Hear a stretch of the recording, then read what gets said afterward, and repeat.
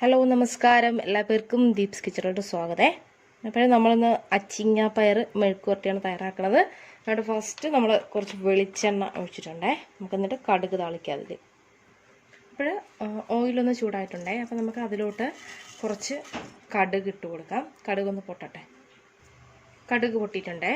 അതിലോട്ട് വറ്റൽമുളകും അതുപോലെ തന്നെ കുറച്ച് കറിവേപ്പിലയും. അപ്പോൾ നമ്മളെ താളിപ്പ് റെഡി ആയിട്ടുണ്ട്. ഇനി നമുക്ക് എന്ത് ചെയ്യാം, ഇതിലോട്ട് ഫസ്റ്റ് കുറച്ച് തേങ്ങ ഇതുപോലെ നീളത്തിൽ എടുത്തോ. നിങ്ങൾക്ക് എത്ര ക്വാണ്ടിറ്റി വേണോ അതിനനുസരിച്ച് എടുത്തോളൂ. അപ്പം ഞാൻ കുറച്ച് അധികം ഇതേപോലെ നല്ല നൈസായിട്ട് വേണം തേങ്ങ കട്ട് ചെയ്തിടാനായിട്ടെ. ഒരുപാട് കട്ടിക്ക് ഇടല്ലേ, ഒരു നൈസായിട്ട് കട്ട് ചെയ്തിടുക. അതിൻ്റെ ഒപ്പം തന്നെ സവോള, പിന്നെ പയർ,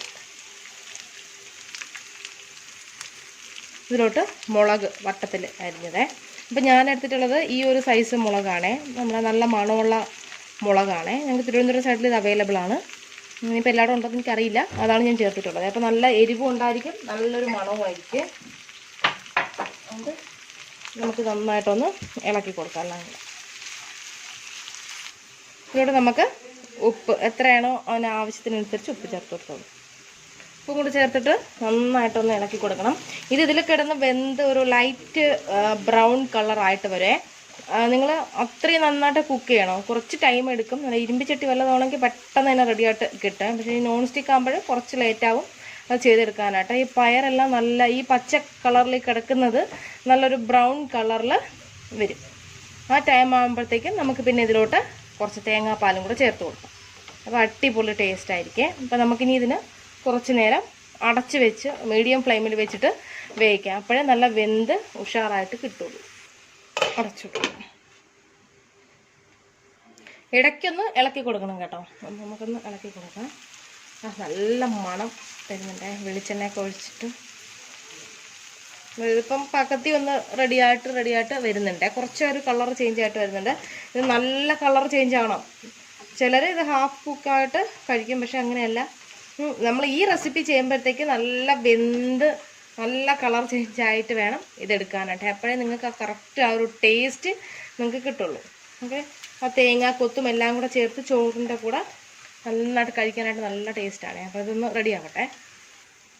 അപ്പോൾ ഇത് അതിൻ്റെ കളറൊക്കെ ഒന്ന് ചേഞ്ചായി എന്താ വന്നിട്ടുണ്ട്, കണ്ടല്ലോ, ഒരു മാറ്റം വന്നിട്ടുണ്ട്. ഇനി നമുക്കിതിലോട്ട് തേങ്ങാപ്പാൽ പിഴിഞ്ഞ് ഒഴിച്ചു കൊടുക്കാമേ. തേങ്ങാപ്പാലും കൂടെ ചേർത്ത് ചെയ്യുമ്പോഴാണ് ഇതിനാ നല്ല ആ ഒരു സ്വാദ് ഉണ്ടാവുന്നത്. ഞങ്ങൾ ഇതിലോട്ട് തേങ്ങാപ്പാൽ ഒഴിക്കുന്നതിന് മുമ്പ് തന്നെ ഒന്ന് ഉപ്പ് ചെക്ക് ചെയ്തോളേ. ഉപ്പ് കുറവാണോ എന്നൊക്കെ ഒന്ന് ചെക്ക് ചെയ്തതിന് ശേഷം ഉപ്പും കൂടെ ചേർത്തതിന് ശേഷം മാത്രമേ നിങ്ങൾ ഇതിലോട്ട് തേങ്ങാപ്പാൽ. അപ്പം ഞാൻ ഒരു പിടി തേങ്ങ, എൻ്റെ കൈപ്പിടിയിൽ ഒരു പിടി തേങ്ങ എടുത്തിട്ട് അതൊന്ന് പിഴിഞ്ഞ് കുറച്ച് വെള്ളവും ചേർത്തൊന്ന് പിഴിഞ്ഞെടുത്തതാണ്. ഇത് നമുക്ക് വളരെ കുറച്ച് തേങ്ങാപ്പാൽ മതി, ഒരുപാട് തേങ്ങാപ്പാലൊന്നും വേണ്ട, വളരെ കുറച്ച് മതി. അതിനതിൽ കൂടെ ചേർത്ത് നന്നായിട്ടൊന്ന് മിക്സ് ചെയ്തു. ഇതിലോട്ട് നിങ്ങൾ മഞ്ഞൾപ്പൊടി ഒന്നും ചേർക്കല്ലേ, ഉപ്പും പിന്നെ ബാക്കി ചേർത്തത് മാത്രം മതി. മുളക് പൊടി മഞ്ഞൾപ്പൊടി ഒന്നും ചേർക്കല്ലേ. എരിവിനനുസരിച്ച് പച്ചമുളകും കൂടെ ചേർത്ത് കൊടുത്താൽ മതിയേ. ഇതിലിരുന്നൊന്ന് വേകട്ടെ. ഇതെല്ലാം ഒന്ന് വറ്റി, ഇപ്പോൾ തേങ്ങാപ്പാലെല്ലാം ഒന്ന് വറ്റി നല്ല ഡ്രൈ ആയിട്ട് വരുമ്പോഴത്തേക്കും നമ്മുടെ കറി റെഡി ആവുമേ. അടച്ചു വെച്ച് കൊടുക്കാം നമുക്ക്. അപ്പോൾ നമ്മളൊഴിച്ച് തേങ്ങാപ്പാലൊക്കെ ഇതാ കണ്ടല്ലോ, നല്ല തിളച്ചൊന്ന് ഇതായിട്ട് വരുന്നുണ്ടേ. ഒന്നും കൂടി നന്നായിട്ട് വറ്റട്ടെ, ഡ്രൈ ആവട്ടെ. ജസ്റ്റ് ഒന്ന് ഇളക്കി കൊടുക്കണേ ഇടയ്ക്ക്.